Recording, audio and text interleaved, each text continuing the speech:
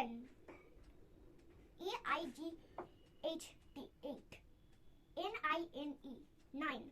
Name practice. সবার প্রথমে হচ্ছে নাম্বারসগুলো যে ওখানে দেওয়ালে লেখা আছে সেটা বাচ্চা পড়লো, পড়ে সেটাকে মুখস্থ করলো। মুখস্থ করবার পরে মানে সেটা প্র্যাকটিস করতে হবে, তো বারবার, আদারওয়াইজ ওরা ভুলে যাবে। তো সেই জন্য হচ্ছে এখানে এরকম কিছু ওয়ার্কশিটস দেওয়া থাকবে যেখানে count the picture and colour the correct number. কেন কি এখনো হচ্ছে ধরে নেওয়া যাচ্ছে যে পুরোপুরিটা মুখস্থ হয়নি নাম্বার, তাই তো? তো সেই জন্য এইখানে যে টোটাল কটা আছে কাউন্ট করবার পরে এখানে মানে পড়তে হবে ACVEN কি হয়? 7. Very good. SIX 6. THREE 3. Right.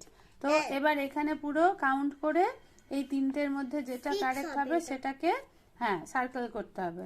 তো এইভাবে প্রথমে হচ্ছে কিছু থাকবে যেখানে এটা দেখতে দেখতেও ওর মুখস্থ হয়ে যাবে। মানে ওর যদি মনে নাও থাকে এই বারবার করে এই টাইপের একটা ওয়ার্কশিটকে প্র্যাকটিস করতে করতে মুখস্থ হয়ে যাবে। তারপরে আসবো আমরা সেকেন্ড যে ওয়ার্কশিট সেটাতে। আচ্ছা, এটা 8 হয়েছে, তুমি 8টা সার্কেল করেছো, পাশাপাশি 8এর স্পেলিংটা একবার দেখে দেখে বলে দাও। EIGHT। তুমি দেখে বুঝতে পারছো ওটা 8, কিন্তু বারবার করে যদি তুমি ওটাকে মুখে বলো তাহলে তোমার মুখস্থ হয়ে যাবে। কেমন? নেক্সট করো। 1 2 3 4 5 6 7 8 9। 9 হচ্ছে NINE। Very good. এভাবে মুখে বলে বলে করো, তাহলে তোমার এটা মুখস্থ হয়ে যাবে। মুখস্থ মানে কি? মুখস্থ মানে হচ্ছে যখন আমি জিজ্ঞেস করব তখন তুমি নিজে বলতে পারবে। ওকে, একা একা বলতে পারবে। আচ্ছা, নেক্সট আছে কি দেখো, count and match the number name.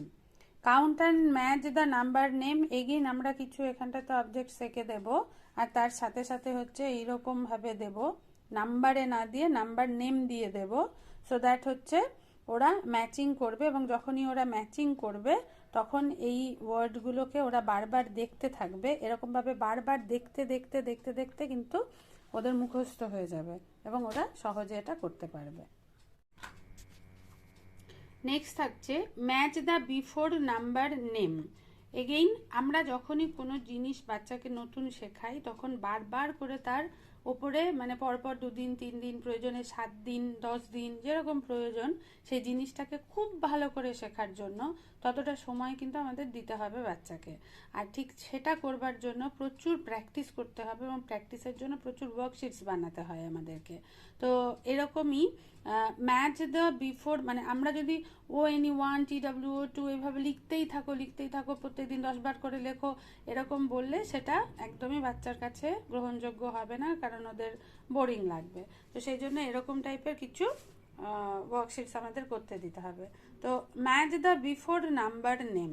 Before number name তার মানে এইখানে আছে হচ্ছে 10, এবার 10-এর বিফোর নাম্বারটা কি হবে?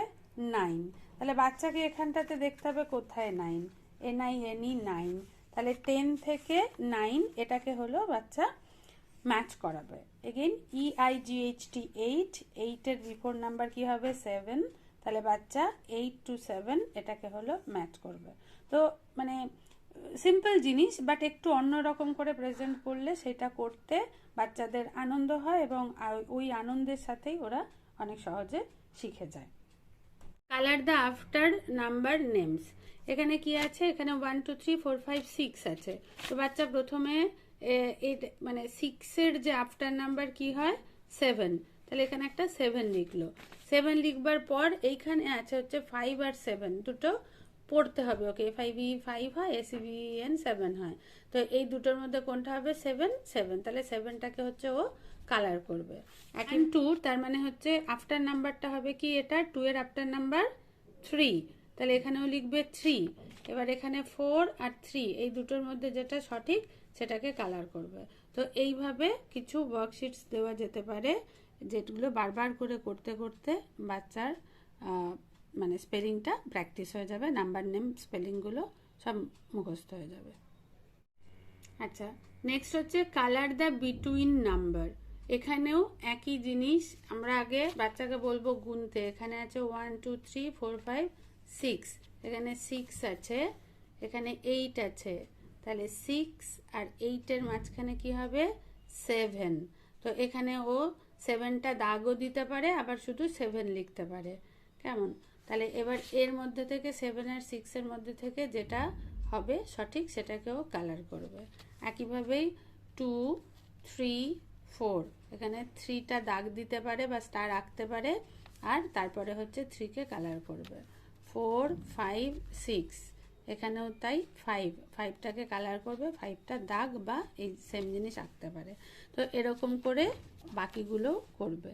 তো আমাদের লক্ষ্যটা এখানে হচ্ছে ঠিক মানে বিটুইন নাম্বার, এখানে আমরা অ্যাকচুয়ালি দুটো ওয়ার্কশিট করিয়ে ফেলছি, যেখানে আমরা বিটুইন নাম্বারটাও বাচ্চা বলতে পারছে কিনা সেটা দেখে নিচ্ছি, পাশাপাশি নাম্বার নেমসটাও লিখতে পারছে কিনা সেটা দেখে নিচ্ছি।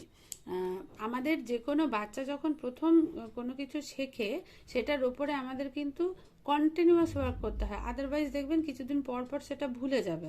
তো আমরা যখন কোনো জিনিস নতুন শেখাবো তখন তার ওপরে 5 দিন 6 দিন টানা ওটার ওপরে দেব, তার সাথে পুরনো যেটা শেখাচ্ছি সেটাকেও দেব। তার মানে ডেইলি প্র্যাকটিসের জন্য একটা থাকবে, যেখানে অলরেডি আমার যেগুলো শেখানো হয়ে গেছে সেগুলো যেমন থাকবে, পাশাপাশি আমি নতুন যেটা শেখাচ্ছি সেটাকে একটু বেশি বেশি করে দেব। নেমসগুলো মানে এতক্ষণ ছিল হচ্ছে ওরা দেখে দেখে সার্কেল করছিল বা ম্যাচ করছিল ইত্যাদি। এবার এটা করতে করতে ওদের কিছুটা প্র্যাকটিস হয়ে যাবে, নাম্বার নেমসগুলো হলো ওদের মুখস্থ হতে থাকবে।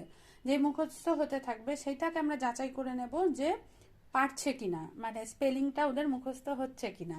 তো সেই জন্য আমরা এরকম টাইপের কিছু ওয়ার্কশিটস দেবো যেখানে মিসিং লেটার্স, মানে এখানটাতে 1 আছে, তাহলে ONE 1, তাহলে NE এইটা হলো মিসিং, এটা ওর পারার কথা।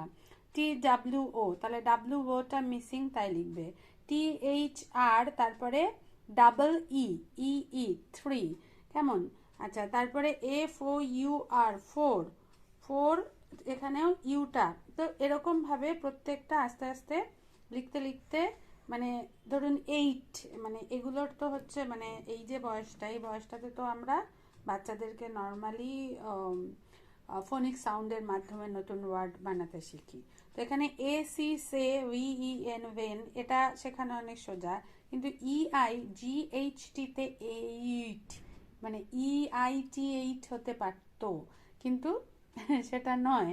তো সেই জন্য হচ্ছে আমাদের বাচ্চাকে কিছু কিছু জিনিস ওই মানে দেখে বারবার পড়ে মনে রাখা, এই যে ব্যাপারটা, সেইগুলোকেও একটু বোঝাতে হবে যে এটা ওই ধাঁচে আসবে না, এটা একটু অন্যরকম করে করতে হবে। তো বারবার একমাত্র পারফেক্ট হতে পারে কোনো জিনিস প্র্যাকটিসের মাধ্যমে, সেটা আমরা খুব ভালো করেই জানি। তো সেই জন্য বারবার করে আমাদেরকে প্র্যাকটিস করাতে হবে নানা রকম। তো এটা হচ্ছে তার মধ্যে আর একটা, যেখানে এবার শুরু হবে হচ্ছে ওর নাম্বারের নেমটাকে মনে করে লেখা। এই ছিল আজকের ভিডিও। ভালো থাকবেন সবাই, ভালো রাখবেন।